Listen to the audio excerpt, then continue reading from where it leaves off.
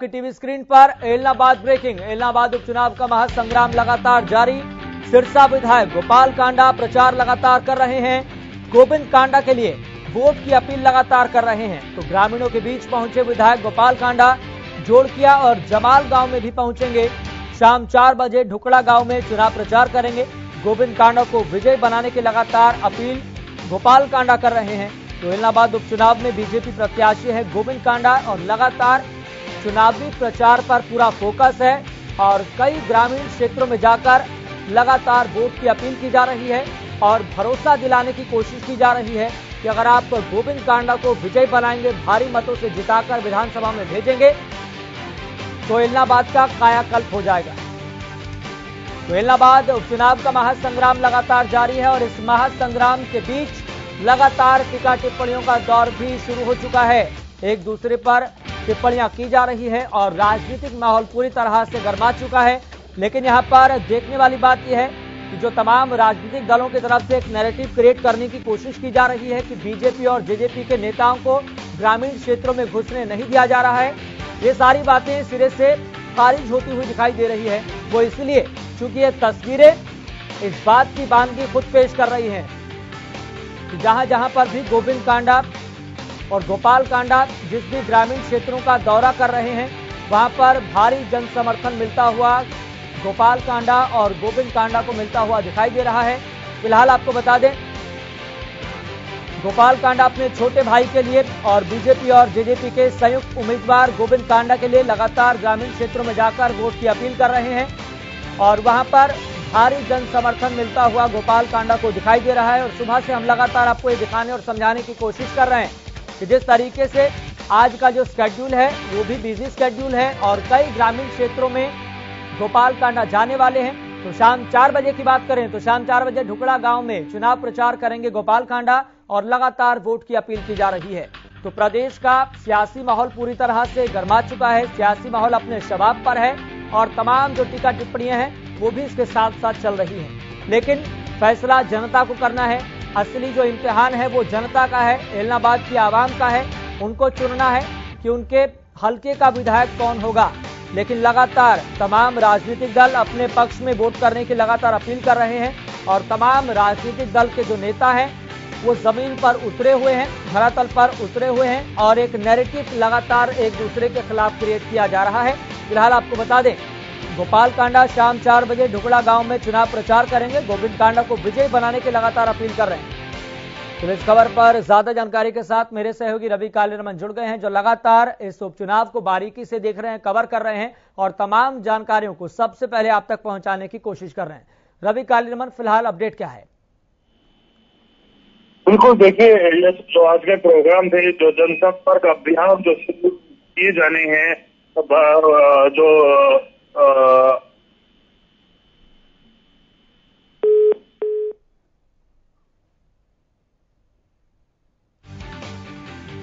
रवि कालीरमन हमारे संवाददाता हैं, लगातार इस एलनाबाद उपचुनाव को बारीकी से कवर कर रहे हैं और सबसे पहले आप तक पल पल की जानकारियों से अपडेट करने की कोशिश कर रहे हैं। लेकिन उनसे अभी संपर्क टूट गया है। दोबारा से उनसे संपर्क साधने की कोशिश करेंगे और अपडेट लेंगे।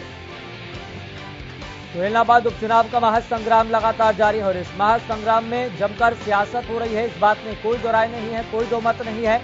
लेकिन इतना जरूर है कि तमाम राजनीतिक दल अपने पक्ष में माहौल को क्रिएट करने की कोशिश कर रहे हैं और एक नैरेटिव सेट करने की कोशिश कर रहे हैं ताकि ज्यादा से ज्यादा वोट उन तक आ सकें। तो जोड़किया और जमाल गांव में भी गोपाल कांडा पहुंचेंगे। शाम 4 बजे की अगर बात करें तो शाम 4 बजे ढुकड़ा गांव में चुनाव प्रचार करेंगे। गोविंद कांडा को विजयी बनाने की लगातार अपील की जा रही है।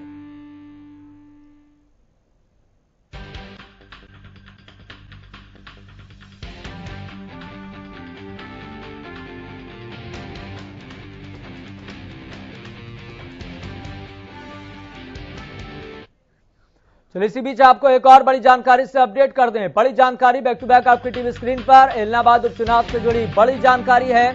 बड़ी खबर सबसे पहले आपकी टीवी स्क्रीन पर। अभय चौटाला का विवादित बयान सामने आया है। तमाम राजनीतिक सरगर्मियों के बीच उन्होंने कहा पवन बेनीवाल ने पैसे देकर कांग्रेस से टिकट ली है। सीधे तौर पर उन्होंने कांग्रेस के उम्मीदवार पर यह आरोप लगाया है। ये इसके तो खेत से कमाए हुए पैसे, ये भी मेरे साथ रहकर।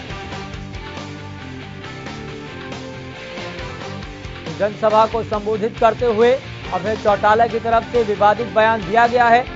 कुछ पैसे मैंने खर्च करवा दिए, ये बात कही अभय चौटाला ने। जो थोड़े बहुत बचे हुए हैं वो तुम खर्च करवा लो। तो इस तरह के विवादित बयान अभय चौटाला की तरफ से दिए गए हैं। बड़ी जानकारी हम आपको बता रहे हैं, जहां पर एक तरफ प्रदेश का सियासी माहौल पूरे अपने शबाब पर है, इसी बीच टीका टिप्पणियों का दौर भी शुरू हो चुका है। इसी कड़ी में आपको बता दें, अभय चौटाला की तरफ से विवादित बयान दिया गया है। पवन बेनीवाल जो कि कांग्रेस की तरफ से उम्मीदवार है, उन्होंने उन पर एक बड़ा आरोप लगाया कि इसके खेत से कमाए हुए पैसे नहीं है। यह आरोप पवन बेनीवाल पर अभय चौटाला ने लगाया। इसी के साथ ही उन्होंने कहा, ये भी मेरे साथ रहकर पैसे कमाए हुए हैं। जनसभा को संबोधित करते हुए अभय चौटाला ने बयान दिया, कुछ पैसे मैंने खर्च करवा दिए, जो थोड़े बहुत बचे हुए हैं वो तुम खर्च करवा लो। बड़ी जानकारी आपकी टीवी स्क्रीन पर आप देख सकते हैं। सीधे तौर पर प्रदेश का जो सियासत का जो केंद्र इलाहाबाद उपचुनाव बन चुका है और सभी की नजरें इलाहाबाद उपचुनाव पर है। लेकिन इसी बीच आप नेताओं के बयानों पर भी ठीक से गौर कीजिए कि किस तरह के बयान नेताओं की तरफ से दिए जा रहे हैं और किस तरह का एक नैरेटिव सेट करने की कोशिश की जा रही है। इसी बीच आपको बता दें, जनसभा को संबोधित करते हुए अभय चौटाला की तरफ से, जो कि आईएनएलडी की तरफ से इस उपचुनाव में उम्मीदवार हैं, उनकी तरफ से विवादित बयान दिया गया है। और विवादित बयान क्या है ये हम आपको लगातार दिखा रहे हैं। तो कुछ पैसे मैंने खर्च करवा दिए। पवन बेनीवाल जो कि कांग्रेस की तरफ से उम्मीदवार हैं, ये बड़ा विवादित बयान और ये बड़ा आरोप अभय चौटाला की तरफ से पवन बेनीवाल पर लगाया गया। तो इलाहाबाद उपचुनाव से जुड़ी पल पल की जानकारियों से सबसे पहले आपको हरियाणा न्यूज अपडेट कर रहा है। अभय चौटाला का इसी बीच विवादित बयान सामने आया है। उन्होंने कहा, पवन बेनीवाल ने पैसे देकर कांग्रेस से टिकट ली है, ये इसके खेत से कमाए हुए पैसे नहीं है। यह आरोप भी अभय चौटाला की तरफ से लगाया गया। तो लगातार आपको बता दें कि हमारे साथ हमारे संवाददाता रवि कालीरमन बने हुए हैं। रवि कालीरमन, एक बड़ा और एक विवादित बयान जनसभा को संबोधित करते हुए अभय चौटाला की तरफ से दिया गया। उन्होंने कहा कि पवन बेनीवाल ने पैसे देकर टिकट खरीदी है। जी बिल्कुल, देखिए ये एक बड़ा विवादित बयान है। कहीं ना कहीं उन्होंने आरोप लगाया है कि पवन बेनीवाल जो भरत सिंह बेनीवाल की जगह टिकट लेके आए हैं, वो पैसे लेकर जो है वो टिकट लेकर आए। उसके साथ ही उन्होंने ये भी कहा है कि जो ये किसी की खेत के कमाए हुए पैसे नहीं है, पवन बेनीवाल के खेत के कमाए हुए पैसे नहीं है, ये मेरे साथ रहकर कब्जा करके पैसे कमाए हुए पैसे हैं। हालांकि अपने आप को भी निशान, अपने आप पर भी कहीं ना कहीं वो उन्होंने साफ कर दिया कि वो भी कहीं ना कहीं जिस प्रकार की वो कब्जा करने की बात जो कर रहे हैं, कब्जा करके पैसे कमाई हुई जो पूंजी है वो उनके पास है। भरत सिंह बेनीवाल भी उनके साथ मिलकर जो है कब्जा कर देता है। ऐसे में एक बड़ा विवादित बयान है।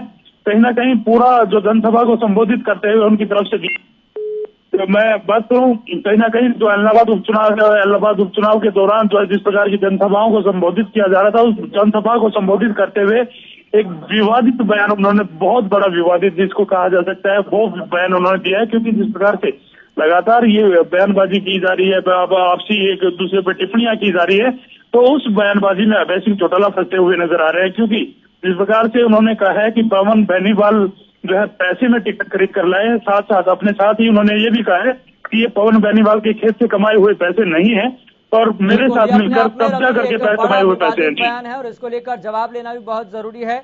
आईएनएलडी के प्रवक्ता हमारे साथ जुड़ गए हैं, ओंकार सिंह। ओंकार सिंह, अभय चौटाला क्या बौखलाहट भरे बयान क्यों दे रहे हैं? क्या डर है क्या उनको किसी बात का? और ये विवादित बयान देना कि पवन बेनीवाल ने पैसे देकर टिकट खरीदी है, उनको इतनी घबराहट, इतनी बौखलाहट क्यों है?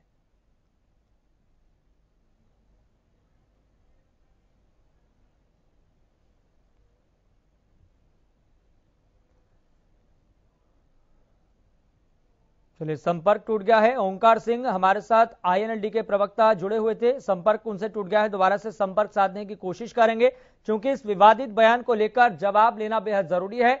जो इतना बड़ा आरोप इस इलाहाबाद उपचुनाव की सरगर्मियों के बीच दिया गया है, इसको लेकर आईएनएलडी को जवाब देना चाहिए। तो जनसभा को संबोधित करते हुए अभय चौटाला ने विवादित बयान दिया है, कुछ पैसे मैंने खर्च करवा दिए, ये बात कही गई अभय चौटाला की तरफ से।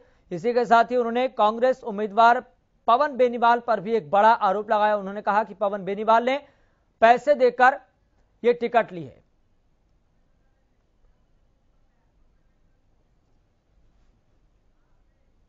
चलिए, तो इस विवादित बयान को लेकर जवाब जरूर लेंगे, लेकिन अभय चौटाला की तरफ से क्या कुछ कहा गया पहले आपको ये सुनवाते हैं।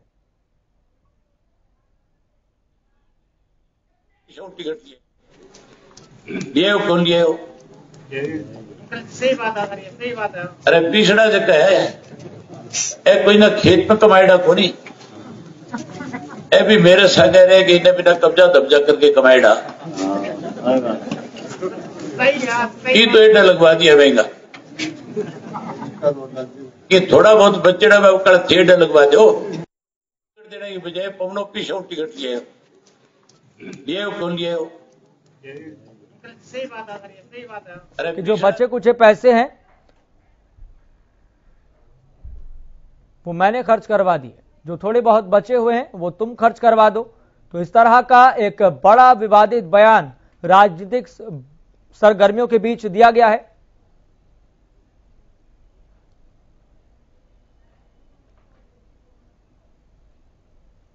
चलिए, आपको बता दें कि कृष्णमूर्ति हुड्डा हमारे साथ जुड़ गए हैं, पूर्व मंत्री हैं कांग्रेस के। तो आपको बता दें कृष्णमूर्ति जी, सबसे पहले आपका बहुत बहुत स्वागत है हरियाणा न्यूज पर। धन्यवाद जी। कृष्णमूर्ति जी, सबसे बड़ा सवाल यहां पर यह है कि अभय चौटाला ने सीधे तौर पर पवन बेनीवाल पर यह आरोप लगाया कि पैसे देकर उन्होंने टिकट खरीदी है। कांग्रेस क्या स्पष्टीकरण देगी इसको लेकर? कांग्रेस पार्टी में ना टिकट कभी खरीदे जाते ना कभी बेचे जाते। ये काम किसी और पार्टी में हो सकता है, कांग्रेस पार्टी में ना कभी हुआ। हमारी जो प्रेसिडेंट हैं, राज्य की प्रेसिडेंट कुमारी शैलजा, बहुत ईमानदार रहे हैं, 15 साल भारत सरकार में रही और आज तक उनके ऊपर कोई इतना सा भी लेश मात्र सा भी आरोप नहीं लगा उनके ऊपर भ्रष्टाचार का। तो एक ऐसी नेता हो जिनका पूरा रिकॉर्ड राजनीति का 25 साल का रिकॉर्ड साफ सुथरा हो, उसके रहते हुए कांग्रेस में इस प्रकार की बातें नहीं होती। उनका कोई व्यक्तिगत मामला हो सकता है। पवन बेनीवाल बहुत सशक्त कैंडिडेट हैं और पिछले चुनाव में उनकी 46,000 वोटें आई थी और इस बार निश्चित तौर पे वो जीतेंगे और कांग्रेस पार्टी ऐलनाबाद चुनाव निश्चित तौर पर जीतेगी। कृष्णमूर्ति जी, लेकिन यहाँ पर सब जानते हैं कि कौन कितने वोटों से पिछली बार जीता था, लेकिन और हारा था, कितने का अंतर आता है, सब जानते हैं। लेकिन बड़ी बात यहाँ पर यह है ना, अभय चौटाला की तरफ से जो विवादित बयान दिया है कि ये इसके खेत के कमाए हुए पैसे नहीं है, ये भी मेरे साथ रहकर जमीन पर हड़प कर पैसे कमाए हुए हैं, ये बात अभय चौटाला की तरफ से की गई है और दर्शकों को हम ये बात सुनवा भी चुके हैं। लेकिन बड़ी बात यहाँ पर है कि अभय चौटाला का ये बयान आप किस तरह से देख रहे हैं? सीधे तौर पर उन्होंने पवन बेनीवाल पर आरोप लगाया है कि उन्होंने पैसे लेकर टिकट खरीदी है, जो कुछ दिन पहले ही शामिल हुए थे कांग्रेस में, कांग्रेस ने उनको टिकट दे दी।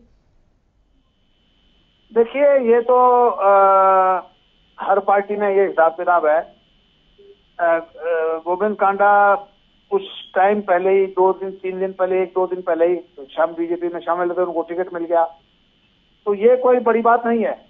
लेकिन ये मैं कह सकता हूं कि हमारा पवन बेनीवाल जो है, हमारा के प्रत्याशी है, वो ईमानदार है और उसकी बहुत अच्छी छवि है इलाके में और लोग उसको पसंद कर रहे हैं और उसकी जीत निश्चित तौर पे है। कौन क्या कहता है, ये तो चुनाव में आरोप प्रत्यारोप तो लगते रहते हैं। ये आरोप प्रत्यारोप चुनाव में न लगेंगे तो कहां लगेंगे?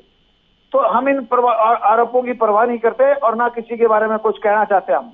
लेकिन कांग्रेस के खिलाफ किस तरह का नैरेटिव सेट करने की अभय चौटाला कोशिश कर रहे हैं? क्या उनको, आपको लगता है कि उनको कोई डर है क्या कांग्रेस से? देखिए, हरियाणा की जनता और खासतौर पर ऐलनाबाद की जनता बहुत अच्छी तरह से जानती है कौन क्या है, कांग्रेस को भी जानती है और इनको भी जानती है। तो इसमें हमें कहने की जरूरत नहीं है। 30 तारीख को चुनाव होगा, उसमें पता लग जाएगा कौन क्या है। ठीक है कृष्णमूर्ति जी, मैं आपके पास लौटूंगा, चूंकि हमारे साथ इनेलो के प्रवक्ता रजत पंडिता भी जुड़ गए हैं। रजत पंडिता जी, सबसे पहले आपका बहुत बहुत स्वागत है हरियाणा न्यूज पर। रजत जी, आप आवाज सुन पा रहे हैं? जी बिल्कुल सुन पा रहे हैं, नमस्कार। रजत जी, अभय चौटाला जी ने क्या बयान दे दिया है? वो कह रहे हैं पवन बेनीवाल ने पैसे लेकर टिकट खरीदी है, ये किस तरह का बयान है? और यहाँ तक ये तक कह दिया कि ये भी मेरे साथ रहकर कब्जा करके पैसे कमाए हुए हैं। देखिए अभय सिंह जी का आप गलत कोट कर रहे हैं। अभय सिंह जी ने बिल्कुल नहीं कहा कि कब्जा करके, मेरे साथ कब्जा करके कमाए हुए हैं। ये तो आप जानबूझ के, मैं कह रहा हूँ जानबूझ के आप नहीं रजत जी, नहीं तोड़ मरोड़ कर कोई पेश नहीं कर रहे। आपको सुनवा देते हैं रजत जी, आप शांत रहिए, मैं आपको सुनवा देता हूँ, हमारे पास है वीडियो है। विजय पवनों पीछे टिकट लिए कौन लिए हो? सही बात है, सही बात है। अरे पिछड़ा जगह है कोई ना खेत में कमाएगा को नहीं, ए भी मेरे संग रहे कि इन्हें बिना कब्जा दब्जा करके कमाएगा की तो एडा लगवा दिया महंगा कि थोड़ा बहुत बच्चेड़ा में कल थेड़ा लगवा दो। बर्तन टिकट देने की बजाय पवनों पीछे टिकट लिए कब्जा दब्जा कर पैसे कमाए हुए हैं। बात सुनिए आपने जो देखिए, वैसे मेरे को ये भाषा समझ में नहीं आती है, बागड़ी में बयान दिया गया है। दूसरा, अगर ये कहा गया है तो वो उनके ऊपर कहा गया है, अभय सिंह जी ने अपने ऊपर नहीं ये कहा, ये उनका वो बताया है। उन्होंने कहा कि मेरे साथ रहकर कब्जा दब्जा करके पैसे कमाए गए हैं। सीधे तौर पर तो बात समझ में आ रही है सर, आप तो बीच से भागने की कोशिश कर रहे हैं। जो बिल्कुल नहीं, जो वो करते हैं वो उनकी जिम्मेवारी है, जो कोई दूसरा बंदा करता है उनकी जिम्मेवारी है। बाद में अगर उनके नोटिस में कोई चीज आएगी तो बताएंगे ना। अगर बाद में कोई आसपास के लोग जो उनके बारे में बताएंगे कि ऐसे करके किया, तो वो तो आगे बताएंगे जनता को। और दूसरा, कांग्रेस की बात करें, कांग्रेस वाले तो विधानसभा के अंदर इनके ऊपर इल्जाम लगाया करते थे।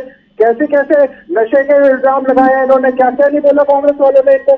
बड़े विधानसभा के पटल में कांग्रेस ने बोला है इनके बारे में, क्या भूल गए वो? आपको वो वीडियो रिकॉर्डिंग दिखा देते हैं, कितने चैनल के मेरे ऊपर वो क्या क्या नहीं बोला गया कांग्रेस के द्वारा, विधानसभा के पटल में बोला गया है, कैसे कैसे इल्जाम लगाए हैं। लेकिन सारे क्या इसी लाइन पर चलेंगे क्या? लेकिन जब उपचुनाव होता है, चुनाव होता है, क्या सारे इसी लाइन पर चलेंगे क्या? देखिए आप मेरी बात समझिए। कल मुख्यमंत्री जी का बयान आया था कि कांग्रेस के पास तो अपना कैंडिडेट नहीं था, कैंडिडेट भी हमारा लिया गया है। अरे किसको क्या पता लगता है कि आज इनका कैंडिडेट है, कल वो दोबारा भाजपा में चले जाएंगे? इस बात की गारंटी कौन देता है? आज वो इसीलिए गए हैं ना क्योंकि उनको गांव में नहीं घुसने दिया गया। जो मैंने आपसे सवाल पूछा, आप उसका सीधा सीधा उत्तर दीजिए ना, घुमा फिरा क्यों रहे हैं? आरोप क्यों लगा रहे हैं? सीधा सीधा उत्तर दीजिए। बिल्कुल, आपको बिल्कुल सीधा सीधा उत्तर दिया, बिल्कुल स्पष्ट शब्दों के अंदर।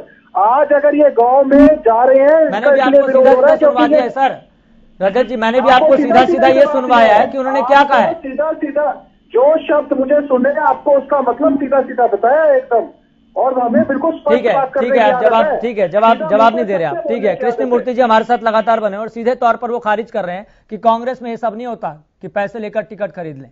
कृष्ण मूर्ति जी बोलिएगा। जी रजत जी तो सीधे तौर पर मना कर रहे हैं वीडियो सुनवाने के बाद भी कि आप तोड़ मरोड़ कर ये बात पेश कर रहे हैं। वो मुझे कह रहे हैं, जबकि हमारे पास प्रूफ है, तथ्य है, तथ्यों के साथ बात कर रहे हैं ना। ये सोशल मीडिया पे भी आ चुका है सारा मामला, और हमारा कांग्रेस पार्टी इस प्रकार की कोई बात नहीं करती, ना टिकट खरीदे जाते ना बेचे जाते। और कांग्रेस पार्टी 150 साल पुरानी पार्टी है, कोई आज की पार्टी नहीं है।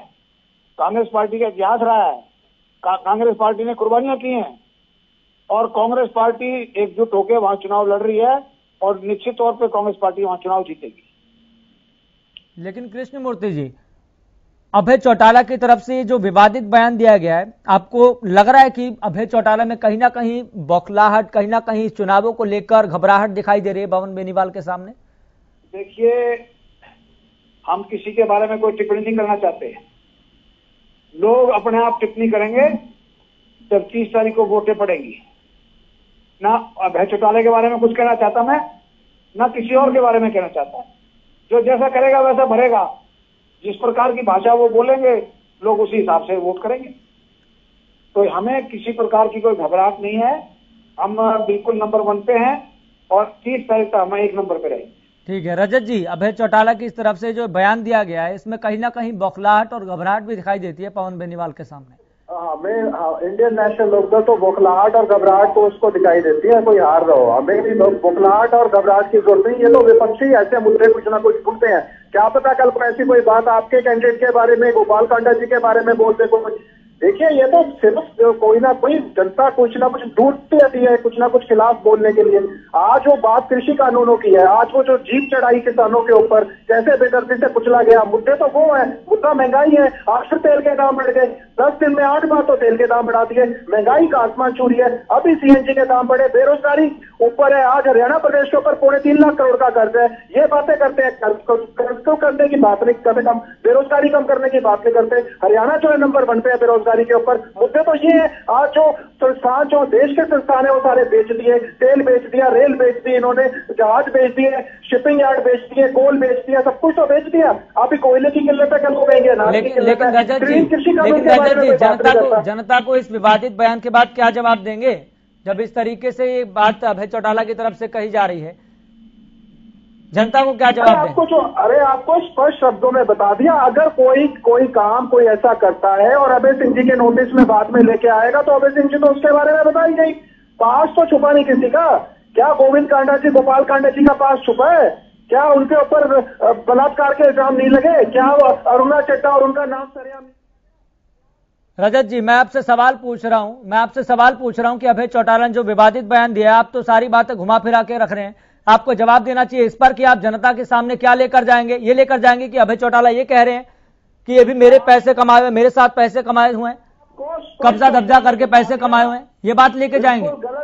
बिल्कुल गलत। आप जो स्पष्ट शब्दों में बता दिया, आप जो है जानबूझ के कोशिश कर रहे हैं कि कुछ अपराध कर दे, या कांग्रेस के प्रवक्ता हैं कि मैं किसी में कोई टिप्पणी नहीं करना चाहूंगा। मैं भी कहता हूं मैं किसी में कोई टिप्पणी नहीं करना चाहूंगा, लेकिन आप जानबूझ के भाजपा के प्रवक्ता, भाजपा के कैंडिडेट को छोड़ के जानबूझकर कांग्रेस की बात उठा रहे हैं, कभी नेहरू की बात उठा रहे हैं। सर, सभी से सवाल पूछते हैं, निष्पक्ष पत्रकारिता लगातार हम कर रहे हैं, सभी से सवाल पूछते हैं।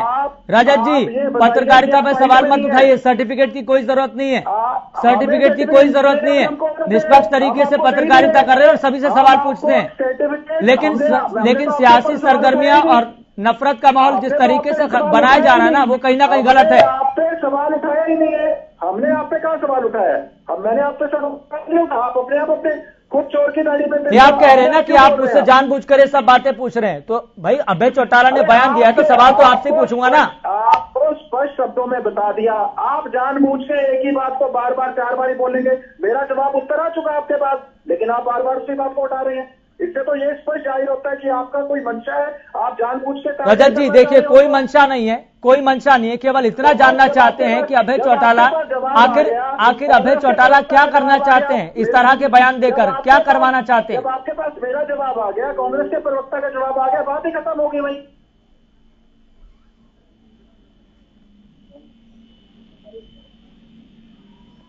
चलिए रजत जी, बहुत बहुत शुक्रिया इन्होंने की तरफ से पक्ष रखने के लिए। कांग्रेस की तरफ से हमारे साथ कृष्ण मूर्ति जी भी जुड़े हुए थे। सर, आपका भी बहुत बहुत शुक्रिया कांग्रेस की तरफ से पक्ष रखने के लिए। तो यहां पर आपको बता दें, जो बयान दिया गया है वो लगातार हम दर्शकों तक पहुंचाने की और समझाने की कोशिश कर रहे हैं कि एग्जैक्टली सटीक किन शब्दों का इस्तेमाल किया गया था। तो लगातार हमारे संवाददाता रवि कालीरमन भी बने हुए, जो लगातार इस एलनाबाद उपचुनाव को बारीकी से कवर कर रहे हैं। रवि कालीरमन, तमाम सियासी दलों के प्रवक्ताओं से सीधे तौर पर सवाल किए गए, कहीं ना कहीं वो बचते हुए और जवाब देने से पीछे हटते हुए नजर आए। लेकिन बड़ी बात यहां पर यह है, आखिरकार इस प्रदेश में और खास तौर पर एलनाबाद उपचुनाव को लेकर किस तरह का नैरेटिव सेट करने की कोशिश की जा रही है? देखिए, ये बिल्कुल जिस प्रकार का जो ये बयान आया है, ये बयान काफी निंदनीय है। और जिस प्रकार से वो बोल रहे हैं, कहीं ना कहीं एक तो पवन बेनीवाल के लिए कह रहे हैं कि कहीं ना कहीं उन्होंने पैसे लेकर टिकट लेकर आए हैं, और अपने लिए खुद जो है ना बौखलाहट में जो है सच्चाई वो बाहर निकल जाती है कई बार। जिस प्रकार से ये जो प्रवक्ता डिफेंड कर रहे हैं, इनकी मजबूरी है डिफेंड करना, कहीं ना कहीं इनको पार्टी में रहना है। अगर सच्चाई की बात करें तो कहीं ना कहीं जिस प्रकार का जो बयान आया है, मेरे साथ रहकर जो कब्जा करके कमाए हुए पैसे, साफ बयान है। इससे ज्यादा क्लियर बयान क्या हो सकता है? कहीं ना कहीं जिस प्रकार की जो प्रवक्ता जो कह रहे हैं, ये घुमा फिरा के बयान, आप उनसे पूछिए ना, आप उनसे पूछिए। तमाम गांव के लोग थे, 50 लोग वहां थे, उनसे बात कीजिए किस प्रकार का वो बयान था। तो साफ जाहिर होता है कहीं ना कहीं अपने आप को पार्टी में रखने के लिए, अपने आकाओं को खुश रखने के लिए इस प्रकार के बयान दे रहे हैं। तो दूसरी बात मैं बात करूं, जो नैरेटिव सेट किया जा रहा है वो एक दूसरे को नीचा दिखाने का नैरेटिव सेट किया जा रहा है यहाँ। और जिस प्रकार से जो अभय सिंह चौटाला आरोप लगा रहे हैं, वो कहीं ना कहीं निंदनीय है, क्योंकि इस प्रकार के आरोप जो जिस प्रकार के जो लगते आए हैं और जिस प्रकार के वो आरोप लगा रहे हैं, इनकी कोई सच्चाई नहीं है, क्योंकि वो तो सिर्फ और सिर्फ किसान और किसानों की कंधे पे बंदूक रख के चलाने वाली बात है और किसानों को कहीं ना कहीं आगे लेकर चलने की बात है। जिस प्रकार से उनका खोता हुआ जनाधार है उसको इकट्ठा करने की बात है। कहीं ना कहीं अभय सिंह चौटाला जो है बौखलाहट में नजर आते हैं और हमें ही सर्टिफिकेट बांटने की बात करते हैं। कहीं ना कहीं 10 महीने हो गए, यस 10 महीने से ज्यादा का जो आंदोलन है वो हमने अपने टीवी स्क्रीन पर कवर किया, हरियाणा न्यूज पे कवर किया है। उन लोगों को ये समझ तक नहीं है कि किस प्रकार से किस किस एरिया में जाके हम लोगों ने जो तमाम जो किसान आंदोलन है वो कवर किया। उनके सर्टिफिकेट की बात करते हैं, वो किस बात का सर्टिफिकेट देंगे? बिल्कुल, सबसे बड़ा सवाल यहाँ पर यही है कि किस तरह का नैरेटिव सेट करने की कोशिश की जा रही है। लेकिन मैं अपनी टीम से एक बार फिर से आग्रह करूंगा कि जो बयान अभय चौटाला की तरफ से दिया गया है उसको एक बार फिर से सुनवाया जाए और सारी चीज एक बार फिर से स्पष्ट हो जाए। जितना मर्जी प्रवक्ता अपने बात को पीछे हटते हुए कहते रहें कि एग्जैक्टली ये सब कुछ नहीं कहा गया है, लेकिन हमारे पास प्रूफ है, तथ्यों के साथ हरियाणा न्यूज बात करता है और तमाम मुद्दों को लेकर जो प्रदेश के बुनियादी मुद्दे हैं उसको प्रमुखता से उठाता है। बर्तन टिकट देने की बजाय पवनों पीछे टिकट लिए हो कौन लिए हो? सही बात है, सही बात है। अरे पिछड़ा जगह है कोई ना खेत में कमाएगा को नहीं, ए भी मेरे संग रहे कि इन्हें बिना कब्जा दब्जा करके कमाएगा ये तो एडा लगवा दिया महंगा कि थोड़ा बहुत बच्चेड़ा में एडा लगवा दो। तो इलाहाबाद का महासंग्राम लगातार जारी है, लेकिन टीका टिप्पणियों में कहीं ना कहीं बौखलाहट नजर आ रही है। टीका टिप्पणियों में कहीं ना कहीं एक डर नजर आ रहा है। जिस तरीके से अभय चौटाला ने सीधे तौर पर एक बयान दिया, हमने उसको कहीं ना कहीं सीधे तौर पर आपको समझ आए उसके लिए एक ट्रांसलेशन भी साथ में चलाई कि वो लगातार और एग्जैक्टली क्या कह रहे हैं, सटीक क्या कह रहे हैं। लेकिन कहीं ना कहीं ये जो बौखलाहट है, ये जो डर है, इसके पीछे आखिर मंशा क्या है, सबसे बड़ा सवाल यहां पर ये। और इसके साथ साथ बड़ा सवाल यहां पर यह भी है कि किस तरह का नैरेटिव सेट करने की इलाहाबाद उपचुनाव में कोशिश की जा रही है।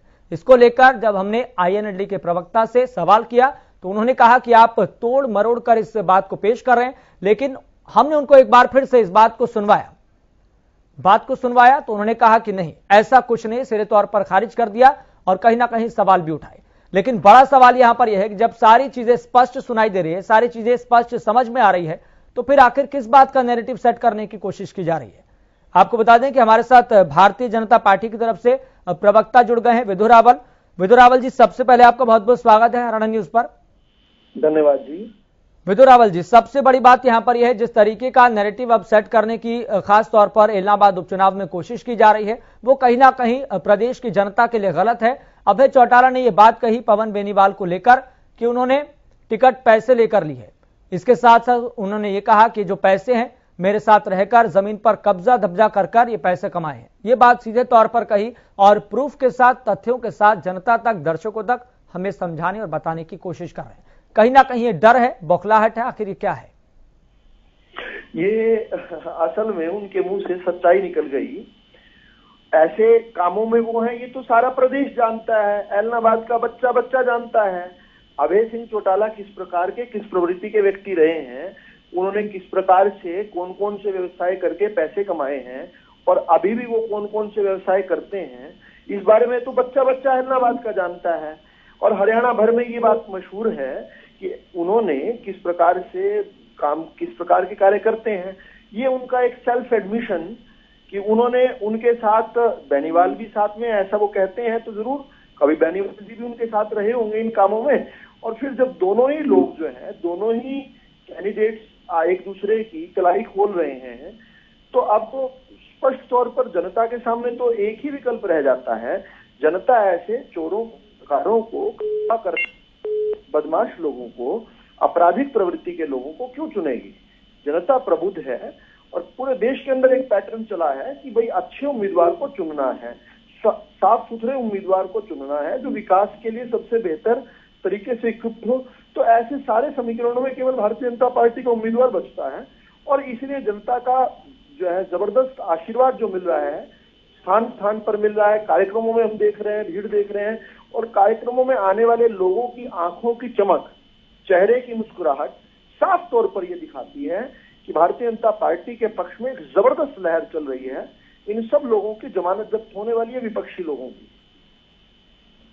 लेकिन प्रोफेसर विधु रावल जी, जब ये बात सीधे तौर पर और सार्वजनिक तौर पर ये बात कही जा रही है तो सरकार की इसमें भूमिका क्या है, जब वो सीधे तौर पर ये कह रहे हैं कि ये जो जमीन है मेरे साथ कब्जा धब्जा करके इससे पैसे कमाए हुए हैं, तो इस बात को लेकर सरकार की भूमिका क्या है जब वो सीधे तौर पर ये बात कह रहे हैं? तो देखिए, ये उनका एडमिशन तो है, बाकी एजेंसीज जो है करेंगी, उनके पास ढूंढेंगी कहां कहां पर इन्होंने कौन कौन सी चीजें जो है कब्जा की थी, या किस प्रकार से कितने गरीब लोगों को तंग किया था, परेशान किया था, उनका दमन किया था। ये एजेंसीज जो है वो अपना निरंतर 24/7 काम करती रहती हैं, और वो देखेंगी अगर ऐसी कई बात सामने आएगी तो जरूर जो प्रशासनिक कार्रवाई होनी होगी। सरकार की जहां तक इससे राजनीतिक पक्ष देखा जाए तो ये तो जनता को एक तरह से बताना है कि भाई मैं आपराधिक प्रवृत्ति का हूं, पैसा इकट्ठा करना, धन संग्रह करना ही मेरा राजनीतिक जीवन। ठीक है प्रोफेसर विधु रावल जी, मैं आपके पास लौटूंगा, चूंकि हमारे साथ दिग्विजय चौटाला जुड़ गए हैं। दिग्विजय चौटाला जी, सबसे पहले आपका बहुत बहुत स्वागत है हरियाणा न्यूज पर। दिग्विजय चौटाला जी, आप आवाज सुन पा रहे हैं? जी, सुन पा रहा हूं जी। दिग्विजय चौटाला जी, सबसे पहले आपका बहुत बहुत स्वागत है, आपने कीमती वक्त निकाला बातचीत करने के लिए। दिग्विजय चौटाला जी, सबसे बड़ा सवाल यहां पर यह है, अब एक अलग तरह का नैरेटिव क्रिएट करने की कोशिश की जा रही है। अभय चौटाला का यह बयान सामने आया सार्वजनिक तौर पर, उन्होंने ये कहा कि पवन बेनीवाल ने पैसे लेकर ये टिकट खरीदी है कांग्रेस से। इसके साथ साथ उन्होंने ये भी कहा कि ये पैसे मेरे साथ रहकर जमीन पर कब्जा धब्जा करके ये कमाए हुए पैसे हैं। ये बात उन्होंने कही। फिलहाल इस बयान को आप किस नजरिए से देख रहे हैं? ये बात तो हम आपसे वही कह रहे हैं, हेमंत से कह रहे हैं, और जिस तरह का भय, आतंक, डराना, शायद हरियाणा में कहने वाला पहला शख्स कि ये लोगों को जो है इस बात का, इस पर माकूल मौका है, उसमें जवाब देना होगा। लेकिन इसमें सरकार की भूमिका क्या है? जेजेपी गठबंधन में है, लेकिन वो सीधे तौर पर, खुले तौर पर जनता के बीच रहकर उनको संबोधित करते हुए बात खुले तौर पर कहते हैं कि पवन बेनीवाल ने टिकट पैसों से खरीदी है, और इसके साथ साथ ये भी कहा कि ये जो पैसे हैं मेरे साथ जमीन पर कब्जा जब्जा करके ये पैसे कमाए हुए हैं। मुझे सरकार की भूमिका क्या है? पवन बेनीवाल जी के बारे में तो नहीं पता कि उन्होंने कैसे कमाए कैसे नहीं कमाए, बट इतना जरूर है कि इंडियन नेशनल लोकदल में जो लोग हैं उस इलाके में जो जो जो इस तरह की प्रवृत्ति के लोग हैं वो करते आए हैं, ये सब कुछ करते आए हैं, कोई दोहराई नहीं।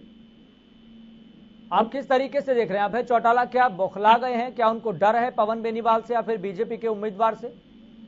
नहीं, डर नहीं, वो इलेक्शन हार चुके हैं, इसीलिए उनको ये सब, क्योंकि आदमी जो ये कहता हो कि मैं 70,000 से इलेक्शन जीत रहा था, मेरे को तो घर से निकलने की जरूरत थी, और आज इस तरह के हालात पैदा हो जाएं, ये सब बातें कहनी पड़ेंगी, तो इसका मतलब आप समझ जाइए कि रिजल्ट क्या है। उनको लगता है कि उनको इस्तीफे के बाद कहीं ना कहीं पछतावा हो रहा है इस बात का कि आखिरकार हमारा जो राजनीतिक दल है वो किस मुहाने पर आकर खड़ा हो गया है, और बीजेपी उम्मीदवार को जिस तरीके से भारी जन समर्थन मिलता हुआ दिखाई दे रहा है, इसको लेकर भी कहीं ना कहीं बौखलाहट दिखाई दे रही है। निश्चित तौर पर जो ये लोग सोच रहे थे कि बीजेपी जेजेपी गठबंधन के उम्मीदवार को हम गांव में नहीं घुसने देंगे, उनका विरोध करवाएंगे, वो सब चीजें फेल हो गई, और आज लोगों का इतना प्यार, इतना आशीर्वाद गठबंधन के उम्मीदवार को मिल रहा है, और इलाहाबाद के लोगों को मौका मिला है कि मजबूत उम्मीदवार गठबंधन का एक ऐसा उम्मीदवार है जो इनको हरा सकता है, तो लोग अपना आशीर्वाद में दे रहे हैं। लेकिन दिग्विजय चौटाला जी, एक सवाल आपसे ये है सीधे तौर पर, चूंकि अभय चौटाला की तरफ से भी सीधे तौर पर ये बात कही गई है, सार्वजनिक तौर पर ये बात कही गई है, तो इसमें सरकार की भूमिका क्या है? एजेंसीज क्या कर रही हैं? नहीं, इस पे कार्रवाई होनी चाहिए। अगर वो ये खुद कह रहे हैं कि हमारी सोच प्रवृत्ति ये रही है, तो इलेक्शन कमीशन को इसको संज्ञान में लेना चाहिए, इलेक्शन कमीशन को इस पे कार्रवाई करनी चाहिए। ये एक आदमी खुद ही ये कह रहा है कि लूटपाट और लोगों की जमीनें कब्जाने का काम हम करते आए हैं, तो इस पे कार्रवाई होनी चाहिए। और फिलहाल आप INLD को किस मुहाने पर देख रहे हैं आज की वर्तमान परिस्थितियों में? वो ये सोच के चले थे कि हम 70,000 से जीत रहे हैं, और आज मैं ये मान कर चलता हूँ, ज्यादा बड़ी बात तो नहीं कहूंगा, कि 15-20 हजार से वो इलेक्शन हारेंगे, थर्ड पे रहेंगे। और गोविंद कांडा जिस तरीके से लगातार आगे बढ़ रहे हैं, चुनाव प्रचार कर रहे हैं, अलग अलग गांव में जाकर जनता का समर्थन उनको मिल रहा है, लेकिन बड़ी बात यहां पर यह है कि जिस तरीके से तमाम राजनीतिक दलों की तरफ से एक नैरेटिव सेट करने की कोशिश की जा रही थी कि गांव में बीजेपी और जेजेपी के नेताओं को, कार्यकर्ताओं को घुसने तक नहीं दिया जा रहा है, तस्वीरें भी हम लगातार दिखा रहे हैं कि गोविंद कांडा जिस तरीके से आगे बढ़ रहे हैं, उनको जन समर्थन मिल रहा है, वो अपार है। निश्चित तौर पर इसमें कोई दो राय नहीं। चलिए दिग्विजय जी, बहुत बहुत शुक्रिया अपना कीमती वक्त देने के लिए और बातचीत करने के लिए इस विषय पर। तो लगातार हम इस मुद्दे को, इस मसले को प्रमुखता के साथ उठा रहे हैं। हमारे साथ लगातार आपको बता दें कि भारतीय जनता पार्टी के प्रवक्ता विदु रावल भी लगातार जुड़े हुए हैं। विदु रावल जी,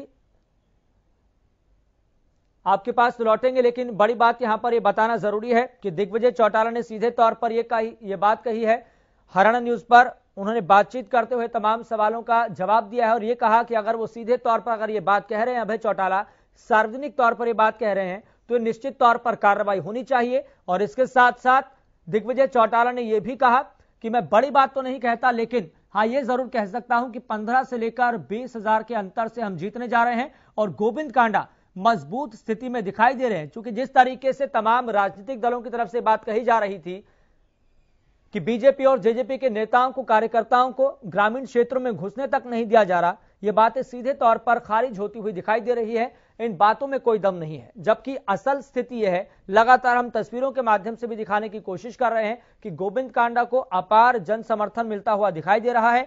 लोग उनके भव्य स्वागत के लिए कहीं ना कहीं आतुर दिखाई दे रहे हैं। तो लगातार इस विषय पर हमारे साथ आपको बता दें कि प्रोफेसर विदु रावल लगातार हमारे साथ जुड़े हुए बातचीत कर रहे हैं इस मसले को लेकर। प्रोफेसर विदु रावल जी, ऐसे में सवाल किया गया दिग्विजय चौटाला से कि सरकार की यहां पर भूमिका क्या है। उन्होंने ये भी कहा सीधे तौर पर कि निश्चित तौर पर कार्रवाई होनी चाहिए अगर इस तरह की बात कही गई है तो। हाँ, तो इस समय चुनाव आयोग के संज्ञान में जाएगी ये चीजें और चुनाव आयोग इस पर संज्ञान लेगा, स्वतः संज्ञान लेगा कि एक उम्मीदवार खुले तौर पर अपने आपराधिक पृष्ठभूमि का, अपने आपराधिक इतिहास की घोषणा कर रहा है। तो देखो, राजनीति को स्वच्छ करना तो इलेक्शन कमीशन का काम है, ठीक है, हम राजनीतिक दल उसमें सहयोगी होने चाहिए, लेकिन इसमें जनता की भी भागीदारी है, जनता भी देख रही है। और चुनाव आयोग जो इस समय सारी प्रशासनिक ताकतें चुनाव आयोग के पास हैं, वो भी जरूर इस पर संज्ञान लेकर जरूर कार्रवाई करेंगी। मुझे लगता नहीं कि अभय सिंह चौटाला जो है अपना संतुलन भी खो चुके हैं, क्योंकि उनको निश्चित हार दिख रही है अपने सामने। उनकी हार जो है बिल्कुल सामने स्पष्ट रूप से आ चुकी है और इसमें ये जनता की ताकत है कि अभय सिंह चौटाला जैसे व्यक्ति को, अहंकारी व्यक्ति को भी अगर आज वो अपनी हैसियत दिखाने पर खड़े हो गए हैं, तो जनता को इस बात के लिए बहुत बहुत साधुवाद मिलना चाहिए। जनता की शक्ति है, लोकतंत्र की शक्ति है ये। जी प्रोफेसर साहब, ये भी बात कहीं ना कहीं थोड़ा चौंकाने वाली है। आपको लगता है कि आईएनएलडी को इस बयान के बाद कोई नुकसान होगा? आईएनएलडी हर दिन अपना वोट घटा रही है, आईएनएलडी का रोज वोट घट रहा है। वो गलत, वो आसमानी सोच के साथ आए थे, काल्पनिक। उन्होंने इस प्रकार की अपनी खुद की पटकथा लिख दी थी कि वो 50,000 से जीत रहे हैं, 70,000 से जीत रहे हैं। अब जब जमीन पर आए और लोग किस प्रकार से उनको जो है, उनको हर जगह पर टोका जा रहा है, जनता में खड़े लोग जिनको ये समझते थे कि हमारे कार्यकर्ता हैं, वो इनसे कठिन सवाल पूछ रहे हैं। वो पूछ रहे हैं, अरे भाई आप हमें अगर में छोड़कर क्यों चले गए? आप 5 साल के लिए हमारे प्रतिनिधि बनकर गए थे और आपने एक क्षण भी नहीं सोचा हमारे साथ धोखा करने का, इलाहाबाद की जनता के साथ धोखा करने के लिए एक क्षण भी नहीं सोचा। आप वहां पर नाखून कटवाकर शहीद होना चाहते थे। तो ये और वहां पर भी आपका अपमान हुआ। वहां पर भी अगर कहीं आपको सम्मान मिलता तो बात थी, वहां पर भी मंच दर मंच इनका अपमान हुआ, इनको माइक नहीं दिया गया और मंच पर जोर जोर से चिल्लाए गए, कौन चौटाला, कौन चौटाला। तो ऐसे में स्पष्ट तौर पर ये कहीं के भी नहीं रहे, ना वहां के रहे ना यहाँ के रहे। और जनता जो है, जनता ऐसे ऐसे मौकों पर और ऐसी स्थितियों में इनका इंतजार करती है। बहुत हमने देखा कि किस प्रकार से तानाशाह इंदिरा गांधी जी ने इमरजेंसी लगाई। इमरजेंसी के बाद जब चुनाव करवाए तो उनको ये ख्याल था कि वो बहुत भारी बहुमत से जीतने वाले, जैसे अभय सिंह चौटाला को इस बार है। लेकिन जब चुनाव के नतीजे आए तो आने वाली रेल से वो चलती बनी। ऐसा ही अभय सिंह चौटाला के साथ इस बार होने वाला है। लेकिन अभय चौटाला को डर पवन बेनीवाल से लगता हुआ दिखाई दे रहा है इस बयान से, या फिर गोविंद कांडा जी से? देखिए, अब लड़ाई जो है पहले की में तो रही नहीं ना, पहले और दूसरे वाली लड़ाई में तो रही नहीं। अब तो ये दूसरे और तीसरे की लड़ाई आपस में लड़ रहे हैं। तो अब अभय सिंह चौटाला का स्वाभाविक डर पवन बेनीवाल से ये है कि कहीं पवन बेनीवाल दूसरे पर ना आ जाए और ये तीसरे पर ना खिसक जाए। प्रथम स्थान पर तो जनता ने जो है अपना आशीर्वाद भारतीय जनता पार्टी के प्रत्याशी को दे दिया है। गोविंद कांडा जी को पूरा आशीर्वाद मिल रहा है। तो अब लड़ाई जो है दूसरे और तीसरे स्थान की रह गई है। अब तीसरे स्थान पर जो है अभय सिंह रहेंगे या पवन बेनीवाल रहेंगे, उनके कब्जा, ऐसा उन्होंने खुद कहा कि कब्जा करने में उनके सहयोगी और साथी रहे हैं। तो दोनों में आपस में लड़ाई है, कौन दूसरे पे रहेगा कौन तीसरे पे रहेगा। ठीक है प्रोफेसर साहब, आपके पास तो लौटेंगे, चूंकि हमारे साथ लगातार हमारे संवाददाता रवि कालीरमन भी बने हुए हैं। रवि कालीरमन, तमाम प्रवक्ताओं से बातचीत की है, वो सीधे तौर पर यही कहते हुए नजर आ रहे हैं। बीजेपी के प्रवक्ता से लगातार बातचीत की जा रही है, उन्होंने सीधे तौर पर यह कहा कि अब ये लड़ाई सीधे तौर पर स्पष्ट है कि बीजेपी का उम्मीदवार आगे बढ़ता हुआ दिखाई दे रहा है, वो पहले नंबर पर है, जबकि अभय चौटाला को डर पवन बेनीवाल से है कि वो दूसरे नंबर पर रहेंगे या फिर मैं तीसरे नंबर पर रहूंगा। फिलहाल जमीनी हकीकत क्या दिखाई दे रही है पॉलिटिकल एंगल से?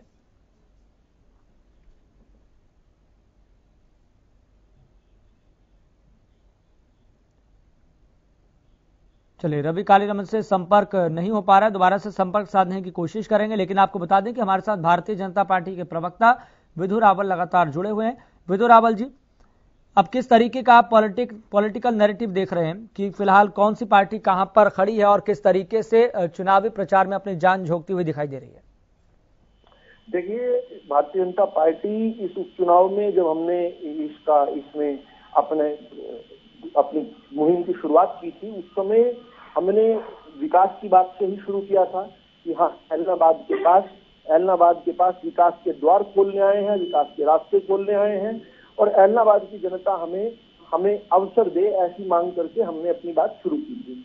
एलनाबाद की जनता ने इस बात को हाथों हाथ लिया क्योंकि वहां पर सबसे अधिक आवश्यकता है। देखिए, 16 से अधिक गांव जो है सेम की चपेट में है। हमने देखा जो दूसरे गांव है वहां पानी तक पहुंचना मुश्किल है। तो मतलब कि एक ही ऐसा इलाका जहां पर इस तरह की विकट परिस्थितियां हुई हैं, ऊपर से जिस प्रकार से उनके राजनीतिक जो जनप्रतिनिधि थे उनका किस प्रकार से उदासीनता रही है, इस इलाके के लिए कुछ किया ही नहीं उन लोगों ने, उनको गणतंत्रता जो है वो अब वो अवसर ही ढूंढ रही थी और उसको अवसर मिल गया है। ये अभय सिंह चौटाला 2019 में ये कहकर चुनाव लड़े थे कि ये मुख्यमंत्री बनेंगे। बाद में जब नतीजे आए तो पता चला कि एक के अलावा दूसरी सीट नहीं जीत पाए थे। अब वहां पर ये वाला इनका जो आ गया, इस प्रकार के जो बहकावा था कि मुख्यमंत्री की कहीं रेस में है, वो भी टूट गया।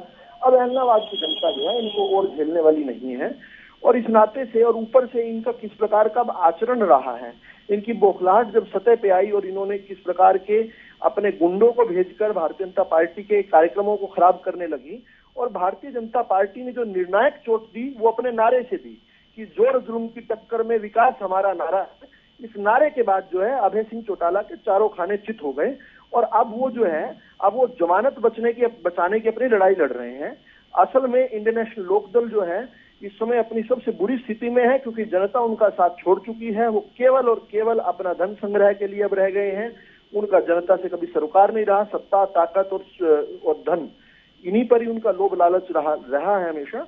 और मुझे लगता है उनकी जो है ये बात सामने आ चुकी है। अब उनको जल्दी ही राजनीतिक क्षेत्र छोड़कर कुछ और अपना काम धंधा ढूंढना पड़ेगा लेकिन आईएनएलडी क्यों सिकुड़ती जा रही है? क्या इन बयानों की वजह से या फिर अपने राजनीतिक निर्णयों की वजह से या फिर जिस तरीके का दाव चला जाता है चुनावों के दौरान, उस वजह से? जनता का प्रबुद्ध होना आईएनएलडी के सिकुड़ने का सबसे बड़ा कारण है।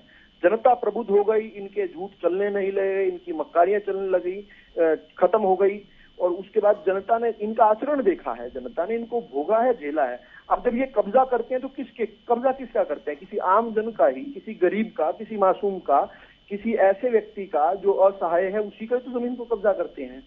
और वो कब्जा करने वाले जो हैं, जब जिन पर इसका प्रतिकूल प्रभाव पड़ता है, वो फिर जनता के अंदर जाती है बात। बहुत सारे लोग जो असहाय लोगों को अपने साथ समझते हैं, उनके साथ अपनी संवेदनाएं भी रखते हैं और कुछ लोग तो खुद भुक्तभोगी होते हैं इनके क्रियाकलापों का। लेकिन मुझे लगता है कि इसको राजनीतिक धंधा तो इनका खत्म होगा ही होगा, इसके अलावा इनको कब्जा करने वाला धंधा भी इसलिए खत्म करना पड़ेगा क्योंकि प्रदेश में भाजपा की सरकार है। भाजपा की सरकार इस प्रकार की नॉनसेंस को बर्दाश्त नहीं करती है। तो इन्हें कोई और काम जो है, काम धंधा भी से ढूंढ लेना चाहिए, सोच लेना चाहिए। नहीं तो हरियाणा से पलायन कर लेना चाहिए। लेकिन ये जो इस तरह का बयान है तो सरकार अपनी भूमिका को कब निभाना शुरू करेगी? तो अभी तो ये चुनाव आयोग के अधीन है प्रशासन पूरा जी, और एजेंसीज जो है निश्चित तौर पर ऐसे इन बयानों पर जो है चौकन्नी जरूर हुई होगी और वो भी उनका ध्यान पहले से भी गया होगा। तो ये 24/7 जैसा मैंने कहा, ये एक प्रोसेस है जो कि चलता ही रहता है, निरंतरता इसमें रहती है और मुझे निश्चित तौर पर कहीं ना कहीं एजेंसीज अपना काम कर ही रही होंगी। जैसी चीजें सामने आएंगी बहुत सारे लोग कंप्लेन करेंगे और कंप्लेन करने के बाद जो उन पर कार्रवाइयां भी होंगी। लेकिन विदु रावल जी, जिस नजरिए से आप इस मामले को देख रहे हैं, जिस तरीके से आपने कहा कि उनको डर है पवन बेनीवाल से, कहीं ना कहीं बौखलाहट दिखाई दे रही है, लेकिन ऐसा भी तो हो सकता है ना कि उनको लग रहा है कि पवन बेनीवाल जो कि बीजेपी में थे अब कांग्रेस में आ गए हैं तो उनका वोट कहीं ना कहीं शिफ्ट हो जाएगा और एक बड़ा नुकसान आईएनएलडी को हो जाएगा और बीजेपी के उम्मीदवार को वो कहीं देख ही न रहे। ये भी तो नजरिया हो सकता है ना। पवन बेनीवाल जी को स्पष्ट हो चुका था कि भारतीय जनता पार्टी में अब उनका भविष्य नहीं है। उसके बाद उनका वो जो नशे के अंदर उनकी इन्वॉल्वमेंट को लेकर जो बातें सीधा चली, तो उसके बाद निश्चित ही हो गया था कि भारतीय जनता पार्टी हमेशा एक स्वच्छ उम्मीदवार को, अच्छे उम्मीदवार को जनता के पास भेजती है। हम स्वच्छ राजनीति के प्रति प्रतिबद्ध हैं। तो ऐसे में पवन बेनीवाल जी का कोई फ्यूचर नहीं था। अब पवन बेनीवाल जी का जब फ्यूचर नहीं था तो निश्चित तौर पर उनकी विनेबिलिटी भी कॉम्प्रोमाइज हो चुकी थी। ऐसी एक लंगड़े घोड़े को, ऐसा अभय सिंह चौटाला का कहना है कि वो पैसे देकर टिकट लेकर आए हैं कांग्रेस की तरफ से भी, तो ऐसे एक लंगड़े घोड़े पर जो है कांग्रेस ने दाव है, लेकिन कांग्रेस को पहले से ही पता था कि वो रेस में नहीं है, वो हारने वाली थी। तो इसलिए उन्होंने अगर इस हारने वाले मामले में जहां उनको कुछ मिलना ही नहीं था वहां उनके आला कमान ने कुछ पैसे कमा लिए हों तो कमा लिए हों, उससे जरा कोई खास सरोकार नहीं है। और हमारा तो लीस्ट ऑफ ऑल, हमारा तो कोई वैसे भी सरोकार नहीं है। ठीक है विदु रावल जी, ठीक है, आपके पास लौटेंगे विदु रावल जी, चूंकि हमारे साथ आईएनएलडी के प्रवक्ता ओंकार सिंह हमारे साथ जुड़ गए हैं। ओंकार जी, सबसे पहले आपको बहुत बहुत स्वागत है हरियाणा न्यूज पर। जी धन्यवाद जी। ओंकार जी, अभय चौटाला जी को आखिर हो क्या गया है कि किस तरह का बयान दे दिया उन्होंने? ये भी मेरे साथ रहकर कब्जा करके पैसे कमाए हुए हैं, ये किस तरह का बयान दे दिया? केशव जी बोल रहे हो? जी, यश बात कर रहा हूं। ओंकार जी, यश जी, पहले तो मेरे को अभय चौटाला जी का बयान नहीं मालूम है, अगर एक बार सुनवा देंगे तो बिल्कुल, मैं आपको सुनवा देता हूं, क्योंकि हम इससे पहले भी कई दफा ये बयान सुनवा चुके हैं। मैं अपनी टीम से आग्रह करूंगा कि ये बयान टिकट देने की बजाय पवनों पीछे टिकट लिए कौन लिए हो? सही बात है। अरे पिछड़ा जगह है कोई ना खेत में कमाएगा को नहीं, ए भी मेरे संग रहे कि इन्हें बिना कब्जा दब्जा करके कमाएगा की तो एडा लगवा दिया महंगा कि थोड़ा बहुत बचड़ा में कल थेड लगवा दो। बर्तन टिकट देने की बजाय पवनों पीछे टिकट लिए हो कौन लिए हो? सही बात है। अरे पिछड़ा जगह है कोई ना खेत में कमाएगा को नहीं, ए भी मेरे संग रहे कि इन्हें बिना कब्जा दब्जा करके कमाएगा। ओंकार जी, आपने बयान सुना? उन्होंने सीधे तौर पर यह बात कही जनता को संबोधित करते हुए, ये पैसे मेरे साथ रहकर कब्जा धब्जा करके पैसे कमाए हुए हैं। बात सुनिए आपने जी। तो किस तरह का बयान है? यश जी, सबसे पहले तो मैं कहना चाहता हूँ सबसे पहले तो मैं यह कहना चाहता हूँ अभय चौटाला जी एक सुलझे हुए नेता हैं। पूरे हरियाणा में उनके बराबर का नेता कोई नहीं है, जिन्होंने जनता की आवाज सड़क से लेकर विधानसभा तक चलाई है। और जहां तक बयान की बात है, अगर उन्होंने बात कही है तो सच्चाई तो उसमें होगी, ये जांच का विषय है। तो सच्चाई तो आज के नेताओं की आप बात क्या करते हो? मेरे साथ रहकर कब्जा धब्जा करके पैसे कमाए हुए हैं। ओंकार जी, सच्चाई तो वो खुद बोल रहे हैं कि मेरे साथ रहकर कब्जा धब्जा करके पैसे कमाए हुए हैं, पवन बेनीवाल को पैसे देकर टिकट दी है। ये बात कही उन्होंने सीधे तौर पर, वो बात तो खुद कह रहे हैं कि मेरे साथ रहकर। मैं बताना चाहता हूं वो यश जी, मेरे को अपनी बात पूरी करनी जी, बोलिए। मैं कहना चाहता हूं आज के इन नेताओं के हालात तो देख लीजिए। बीजेपी छोड़ के कांग्रेस में आए और कांग्रेस में आते ही उन्होंने टिकट दे दी, भरत बेनीवाल को पीछे छोड़ दिया। कहीं ना कहीं तो कुछ लेन देन हुआ उनका। और बीजेपी को देखिए, इनके पास कैंडिडेट नहीं था, 4 दिन पहले ओंकार जी, ये तो उनकी पार्टी का मसला है ना, ये तो उनकी पार्टी का मसला है। ओंकार जी, क्या इनेलो में ऐसा नहीं होता क्या कि 2-4 दिनों से आया हुआ नेता कोई पार्टी में शामिल हो जाए, उसको टिकट दे दे? इनेलो में ऐसा नहीं होता क्या? यस जी, ऐसा नहीं होता। उनकी पार्टी का मसला है ना। मैं बताता हूँ, हर एक पार्टी की अपनी नीतियां अलग होती हैं। यस जी, हर एक पार्टी की नीतियां अलग हैं। इनका जमीर नहीं है क्या? एक व्यक्ति कांग्रेस का, वो कांग्रेस की नीतियों को फॉलो कर रहा है, और एकदम से बीजेपी में गया, बीजेपी की नीतियों को फॉलो कर रहा है। बीजेपी वाला कांग्रेस की नीतियों को फॉलो कर रहा है। ये कैसी राजनीति है? ये लोकतंत्र में राजनीति का पतन हो रहा है। आप लोगों को साथ में आना चाहिए। ये जो दल बगलू और थाली के बैंगन बने हुए हैं, इनके विरोध में आवाज उठानी चाहिए। एक व्यक्ति का जमीर होता है। अब मैं इनेलो का ओंकार जी, ना यहाँ पर जमीर की बात है, ना यहाँ पर दल बदलू नेताओं की बात हो रही है। बात हो रही है बयान को लेकर, जो उन्होंने बयान दिया है। ये बयान किस तरह का है, ये समझने की हम कोशिश कर रहे हैं, और आपसे स्पष्टीकरण ये मांगना चाह रहे हैं कि उन्होंने ये बात सीधे तौर पर कही है कि ये मेरे साथ रहकर, कब्जा धब्जा रहकर ये पैसे कमाए हुए हैं।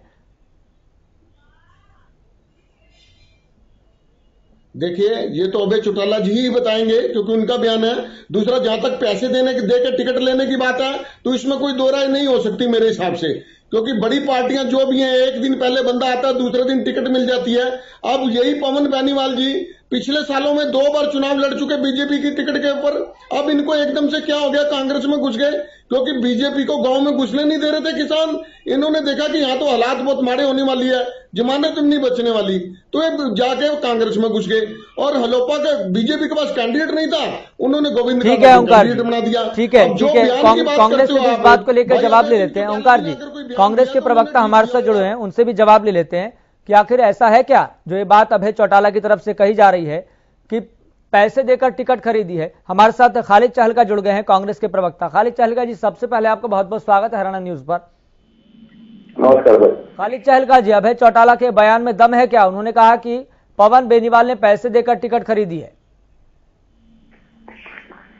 अभय चौटाला जी का जो सामने आया है, ये उनका टिकट और इसी के ब्याह का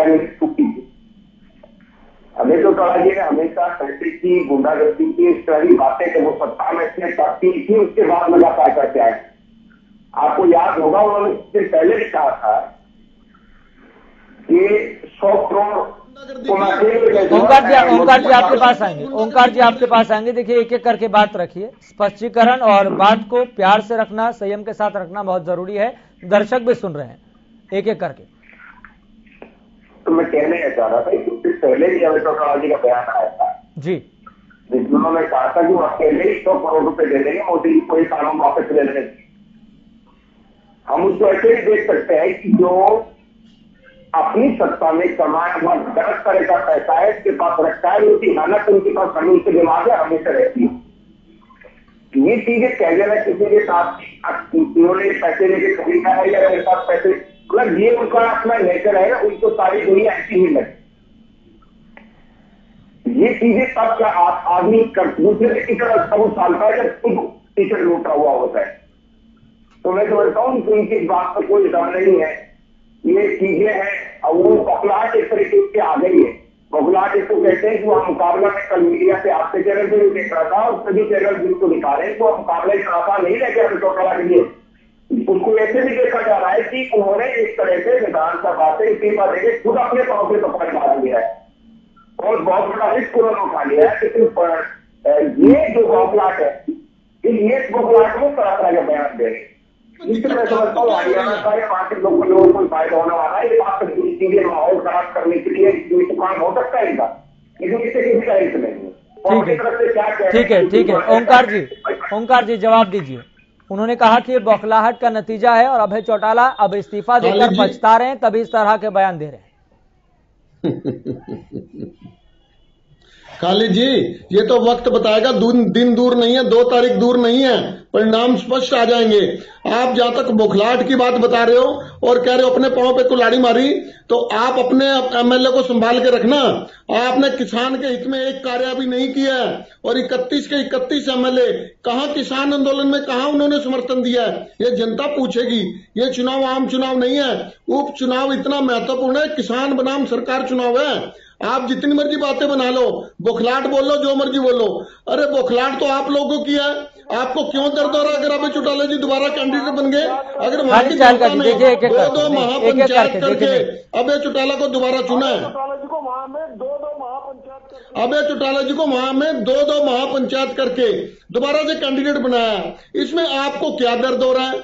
आपके पास तो कैंडिडेट ही नहीं था, आप बीजेपी का कैंडिडेट उठा के ले आए, उसको लालच दिया, लालच लिया है तो विषय की बात है, लेकिन आप बीजेपी का कैंडिडेट अपने बीच में लेके आए। आपका कैंडिडेट भरत सिंह बेनीवाल जो पहले आपके पास था, उसको आपने टिकट नहीं दी, नए बंदे को आप टिकट दे रहे हो। बातें आप करते हो कि पैर पे कुल्हाड़ी मारने की, पैर पे कुल्हाड़ी किसके लगेगी तो 2 तारीख बताएगी। ठीक है खालिद चहलका जी, पैर पे कुल्हाड़ी किसके लगेगी ये 2 तारीख बताएगी। और इसके साथ साथ यहां पर ये सवाल खड़ा किया जा रहा है, मसला आपकी पार्टी का है, लेकिन इन्हीं लोगों को कहीं ना कहीं दर्द होता हुआ दिखाई दे रहा है कि पवन बेनीवाल को पार्टी में क्यों शामिल करा लिया। अगर शामिल करा लिया तो फिर इस तरह का आरोप हमारी पैसे लेकर पार्टी में शामिल कराया, टिकट दे दी। एक बात स्पष्ट करना चाहता हूं जी, नहीं मैं एक बात स्पष्ट करना चाहता हूं, हमारी तरफ से भूपिंदर सिंह हुड्डा जी यहाँ पे कैंडिडेट बन जाए और बीजेपी के मुख्यमंत्री बन जाए, हमें तो भी कोई इतराज नहीं है। पिछली बार मोदी ने भी कोशिश कर ली थी यहाँ पे आके रैली करके, अब देखिए किसको बुलाते हैं। अरे इतनी शून्य की स्थिति में जब इनेलो बिल्कुल संकट में थी, तब भी हमने ये सीट जीती है, ये याद रखना। और मोदी जी खुद आए थे इस सीट के लिए, तो भी अभय चौटाला जी भारी मतों से जीते हैं, और इस बार तो एक रिकॉर्ड कायम होगा इस सीट के ऊपर। ठीक है ओंकार जी, आपके पास लौटूंगा मैं। खालिद चहलका जी, आपके पास भी मैं लौटूंगा। इस बात को लेकर लगातार चर्चा करते रहे।